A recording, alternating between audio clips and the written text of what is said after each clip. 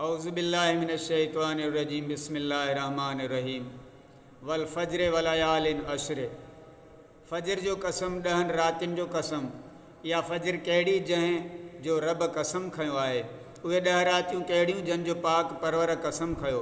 उन फ़ज्र मां मुराद ज़ुल्हज जे 10 जूं पहिरियों फ़ज्र आहे। कंहिं चयो त इहे 10 जो आख़िरी फ़ज्र आहे, यौमुन नहर यानी ईद जी फ़ज्र आहे।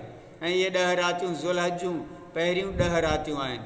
फ़ज़ाइलुल औक़ात में इमाम बहकी रिवायत आणिनि था, हज़रत इब्न अब्बास रज़ी अल्लाह ताला अन्हु चयो त इहे 10 रातियूं जंहिंजो अल्लाह कसम खयो आहे, इहे ज़ुल्हज जूं पहिरियों 10 रातियूं आहिनि।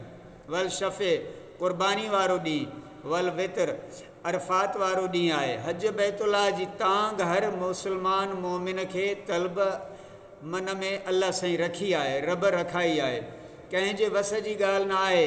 ऐं हज सारी ज़िंदगीअ में हिकु भेरो फ़र्ज़ु आहे।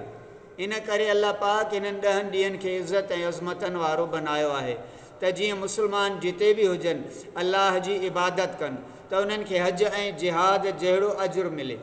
ऐं हिननि ॾियारनि में इबादत जो एहतमाम कजे ऐं गुनाहनि खां बचणु घुरिजे। जेको ज़ुल्हज जे पहिरें 10 जी का राति इबादत में गुज़ारे उनखे अल्लाह हज ऐं उमिरे करण जेतिरो सवाबु अता फ़रमाए थो।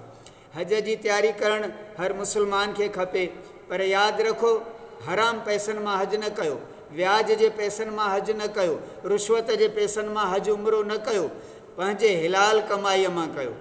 ऐं हराम खां बचो, हराम खां बचो, हिलाल खाओ ऐं हिलाल ॿारनि खे खारायो। अल्लाह साईं असां सभिनी खे हज नसीब फ़रमाए, बा अदब बा नसीब हज उमरा नसीब फ़रमाए। आमीन सुम आमीन।